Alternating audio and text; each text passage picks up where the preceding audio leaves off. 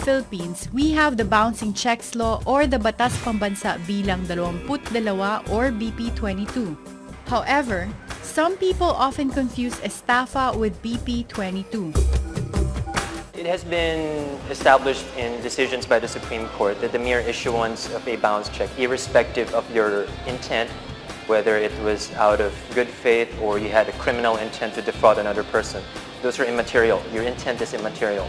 So the fact that you issued a check that subsequently bounces is enough ground for you to be prosecuted for violating BP 22.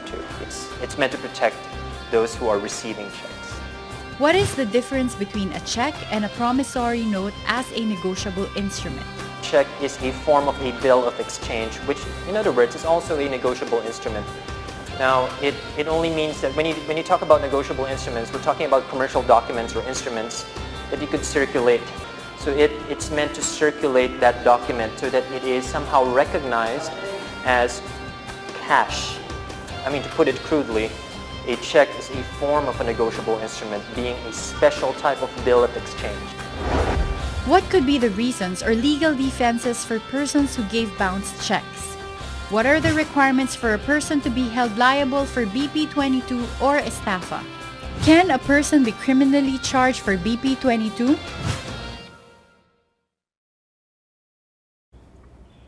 Good evening, you are watching Legal Help Desk on the Solar News Channel. This show is about making the law work for you by giving legal advice on topics that matter to you. I'm attorney Karen Jimeno.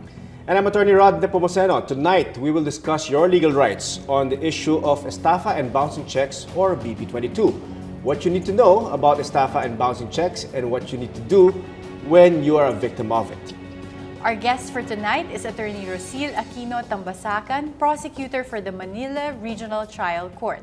Good evening and thank you for being with us, Fiscal Rosil. Pleasure's mine. Good evening, Fiscal Rosil, right? Yes. All right. Now, a lot of non-lawyers, when you mention a law like Republic Act, whatever, or BP, whatever, they don't know it. But most non-lawyers know when you say BP 22, they kind of know it. It's one of those most popular laws, right? I think it's one of the most common offenses as well. Yeah. So, can you please tell us the difference? Kasi I think there's still confusion among a lot of people. Kung ano ba yung pinagkaiba if you file a BP 22 case and an Estafa case if a check bounces? Yes, BP 22 actually penalizes the mere issuance of a worthless check, a bum check, meaning there is no adequate funds. On the other hand, Estafa, to constitute Estafa under 315 paragraph 2B, which is issuance of a bouncing check, you must prove that the check was issued with deceit, meaning you gave your money, in exchange for giving you money, you received a check as a result. So deception must be proven.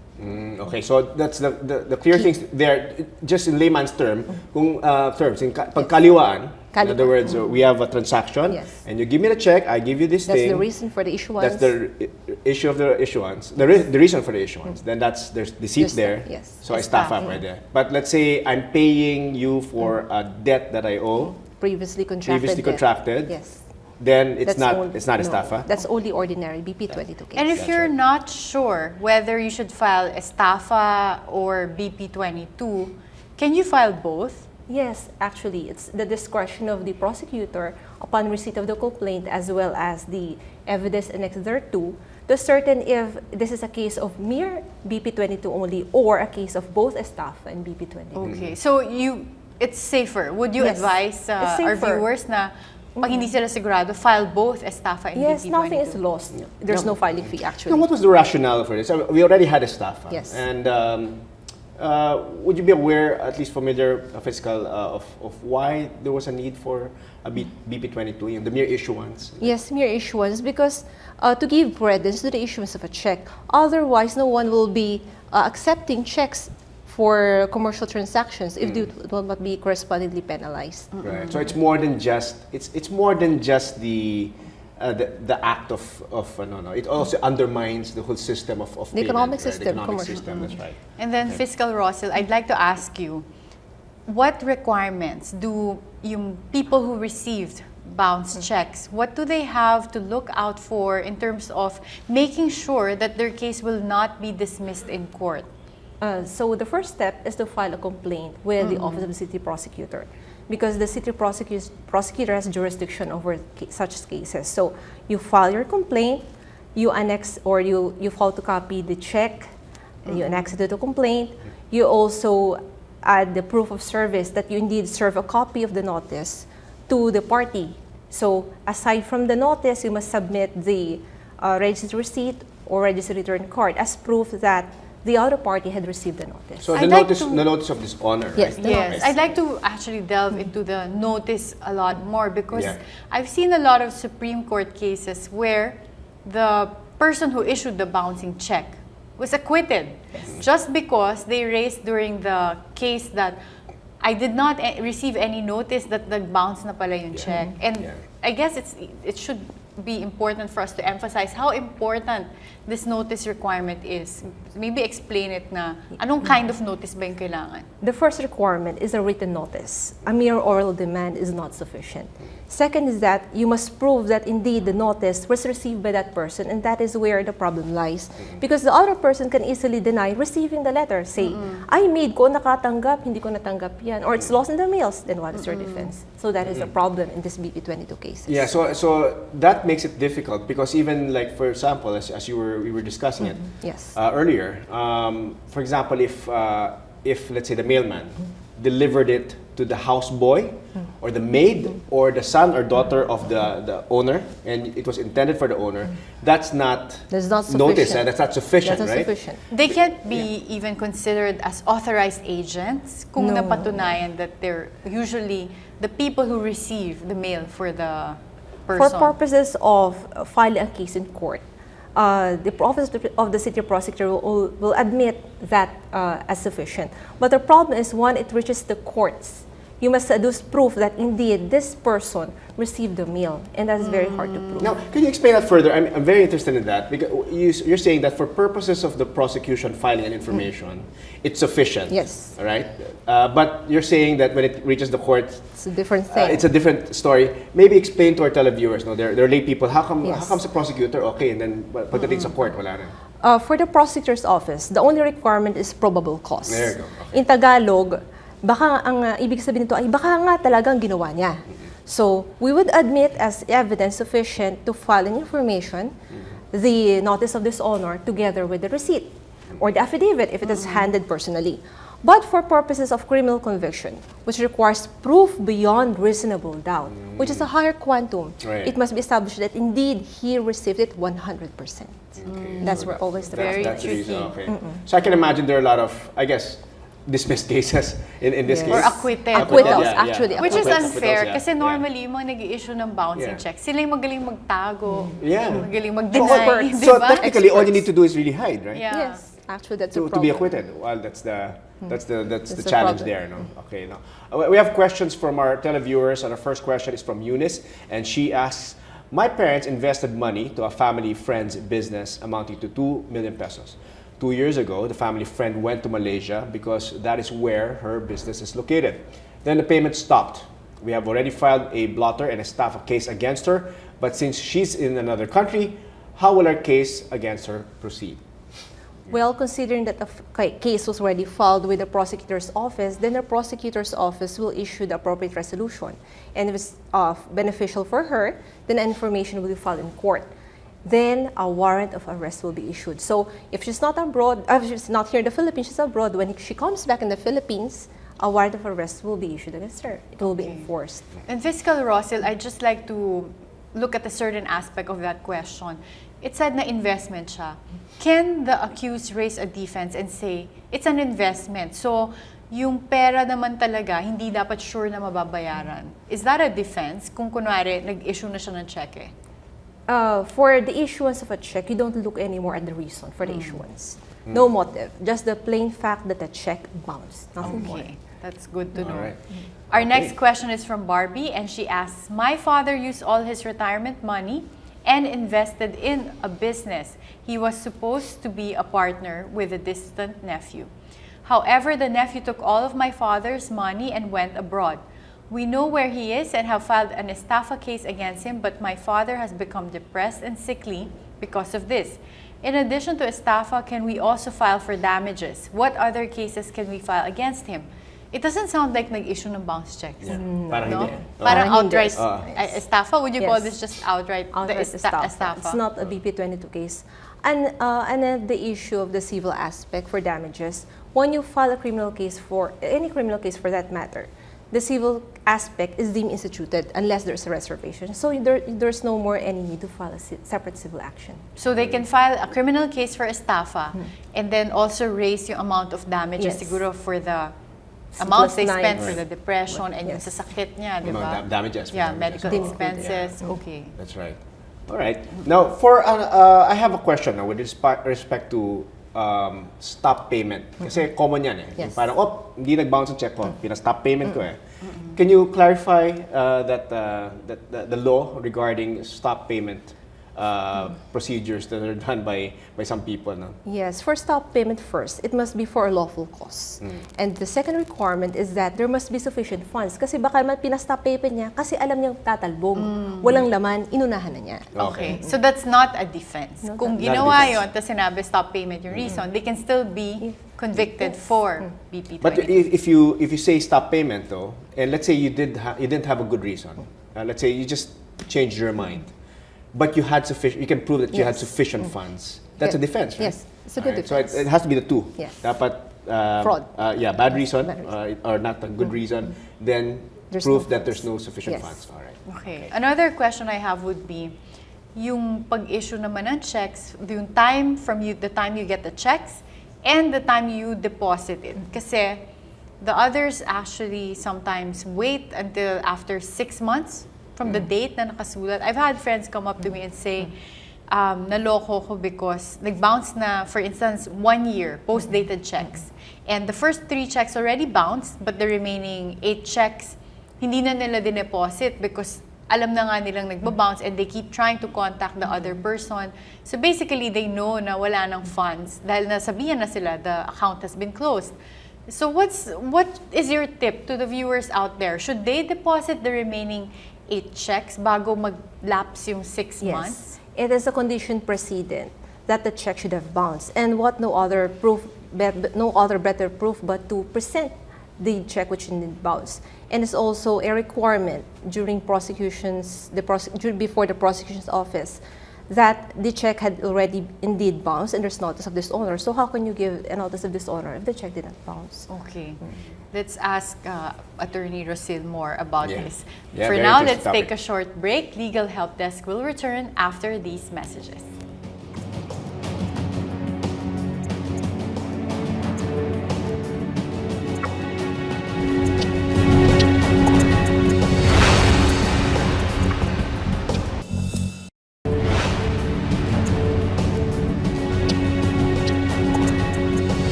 You are still watching Legal Help Desk on the Solar News Channel, and we are still joined by our guest, Attorney Rosil Aquino Tambasakan, prosecutor for the Manila Regional Trial Court. Ayan. Okay, now let's talk about defenses. Okay.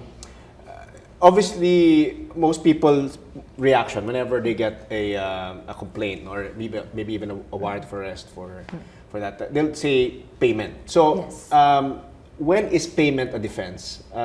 Can you elaborate when they should be making the payment? If they have made payment within the 5-day period from receipt of notice of dishonor, then that is an absolute defense. Absolute defense. Yes. So, the moment you get the notice of Yes. dishonor, so you Pay can 5 rectify days. it. Di ba? You can So, rectify it. Yeah. for those viewers naman na in good faith, nag-bounce yung checks because hindi nila napansin na below the balance na pala, You can you have to pay within 5 days para you can raise that as a Yes. defense, para hindi sila makulong.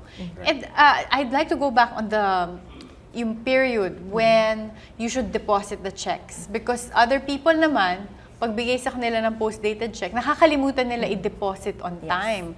And I guess yung importante dito would be to find out when does the delay in deposit become a defense for the person being sued or yung person na dinedemanda? Yes, a check must be deposited within the 6-month period from check date.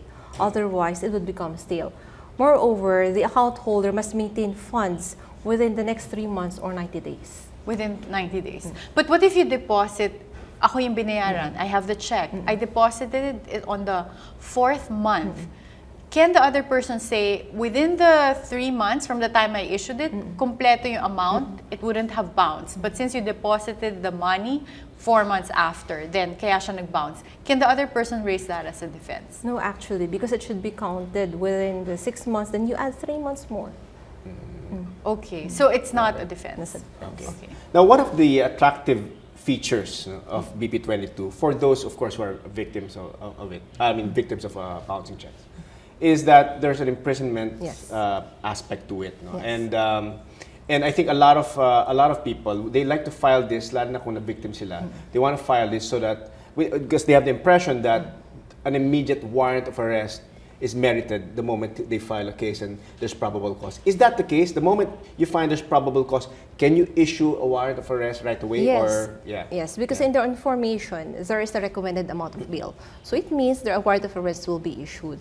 And the amount of bail will be dependent upon the amount of the check. But the warrant of arrest has to be, it will be I guess, issued only after you find probable cause, if right? the information is filed. It's not automatic now the moment No. I file a complaint or a complete affidavit sa prosecution, prosecutor's office. Doesn't mean that automatically may warrant of arrest. No, There because has to the be, Office of the City Prosecutor would have to assess the evidence if it would warrant the filing of an information. Okay. And normally, yun nga, that's the fact that there's a possibility that a warrant of arrest can be issued against me. That's sort of like the fear factor there, no? Yes, At inconvenience. least insofar as those who issued it is concerned, right? So, Fiscal Rossel, I have another question. Kung the issuer of the check told you after giving you the check and said, don't deposit the money pala because I don't have sufficient funds.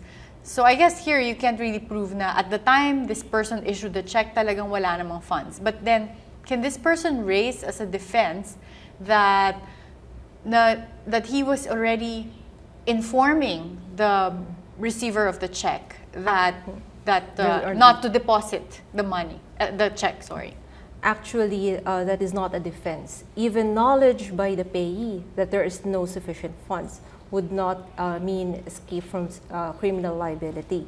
The law does not look on the reason behind, just the fact that a check bounced. Okay. Now, when it comes to filing of fees, the rule before was if you file a complaint with the prosecutor's office, they had to file filing fees. Yes. Then after that, when you find probable cause and you file it sa court, another set of filing fees. Is that still the case? No. Actually, 2 years ago, the filing fees for cases filed with the OCP had already been removed. So you will only file the filing fees in court.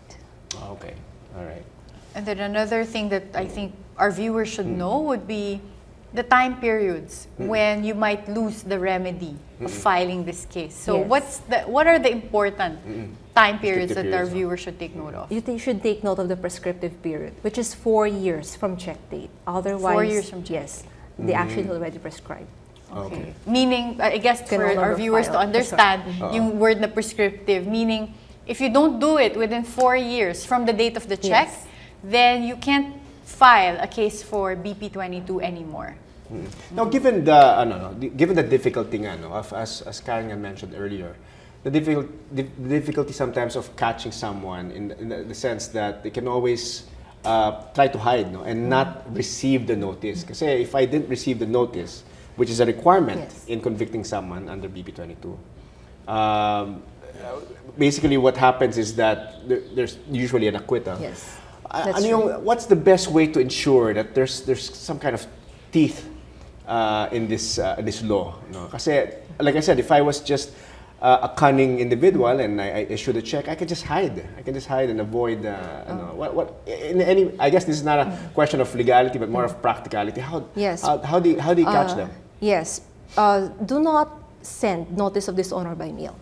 Send it personally, so that there will be a person who will execute an affidavit that indeed this person received it. So you have better. What if harap-harapan iniiwasan? Iniiwasan, Or alam mong nagtatago sa bahay, you know that the person lives there, he's there, except you made yung pinapaharap at sinasabi, wala siya dito. Yeah. Can the person, ako as, for instance, the complainant, state in an affidavit, I've tried so many times, I've been trying for 3 months, and this person just refuses. He's been hiding from me. What can I do? Actually, that's the problem because the courts would not accept constructive notice. So other people would do is that to call these persons before the barangay. And when they arrive at the barangay, not knowing what will happen there, then they will hand over the letter. I see. All right, let's continue answering some questions. I think we have one from a viewer via phone patch. She's Maya from Novaliches. Maya, what is your question? She's Maya from Novaliches. Maya, what is your question? Yeah, my question is, we purchased a land and we didn't go with the deal because the owner changed her mind. Actually, instead of the price that they're asking for, when they found out we got a little bit money, they raised the price, so we didn't go through all the sales. What happened is, instead of the refund, they give us a partial payment, and the partial payment is a closed account. What is our recourse on that? All right. Did you understand? Yes. Yeah. Fiscal? Yes, what are your thoughts on that? basically she's asking what will be her remedy considering what she received was a check from a closed account in consideration for the return of the amount she had originally given. So her first her first remedy would be to file a case for BP22 because BP22 includes not only accounts with insufficient funds but also accounts or closed accounts. As regards the return of the amount of money she had already given, I think we have to take a look at what was the agreement. Because if that's just a mere contract of sale or an ordinary agreement, just an ordinary civil case will arise, not necessarily the criminal one. All right. I hope, Maya, that we answered your question. All right. We have another question from Amy, and she's asking, I wish to file an estafa case against a certain person. Is there a minimum amount of money before a situation can be considered for estafa? There is no minimum amount. Any amount of money will do. Jurisdiction to court would depend upon the amount of money involved in estafa. If it is below 200 pesos, that is a case falling under MTC. Above that, it's RTC. Now, we mentioned when we were discussing earlier about this rule of the 500,000 rule. Yes. Below 500,000, you have the authority to issue a warrant, right? No, actually. If the amount is below 500,000, there's no more need to conduct preliminary investigation. Yes. No more need to file or to conduct a preliminary investigation, and therefore you can get a warrant. Can get the warrant right away. The case will be decided based on what was submitted. Okay. Now, if it's above 500,000, you're required to have a preliminary investigation. Yes, the parties therefore, would have notice to has to appear. be given. Yes. Okay. Right, Fiscal Rossel, I think this is also a good time to clarify with people yung effect of issuing bouncing checks as opposed to just having utang na hindi nababayaran or debt that you don't pay, because a lot of people usually think that they can imprison someone for not paying the debts. So would you advise people to always ask for post-dated checks in return for any loans or utang? Checks are safeguards as opposed to an ordinary debt where you can only file a civil case versus one which is supported by a check. You can file a criminal case for BP22, which includes also the civil aspect. All right, we have a question naman from Richard on Facebook, and he asks, what if you were issued a check but found out it was not here? Hers, I think. Oh, hers, sorry. Hers. It's still BP22 if the account was not hers. We have one more question later on, but can you answer that question? Yes. The requirement for BP22 is that it is the issuer of the check. Okay. So since he said that the one who issued the check is not the account holder, then there should be no criminal violation for BP22 but a mere estafa because the person who gave the check misrepresented that he owns the check. So it's estafa. There was a deceit. Okay. All right. We have another question from Eric, and he asks, how long can a person be jailed if found guilty for estafa? Is it bailable? And how much? How much is the bail? I want to file a case against someone who issued me a check for 200,000 pesos, but it bounced. Okay. Okay. For estafa, the maximum imposable penalty would be up to 20 years. And it's a bailable offense. Matagal pala. Bailable. It's bailable? Yes, bailable. Okay. Bailable, I guess during trial, they can be out. Okay. Can you issue a whole departure order for people who are found guilty, or at least there's a prima facie evidence for bouncing checks? No, because BP22 is a case before MTC. And only those cases with the RTC can be given a whole departure order. All right. Okay. Okay. Now, unfortunately, that's all the time that we have. We told you, the time is short here. Yes. But we would like to thank Time our flies. guest for tonight, Attorney Rosil Aquino Tambasakan, prosecutor for the Manila Regional Trial Court. I'm Attorney Rodney Pumaseno. And I'm Attorney Karen Jimeno. Join us again next Monday as we discuss your legal rights. Good night.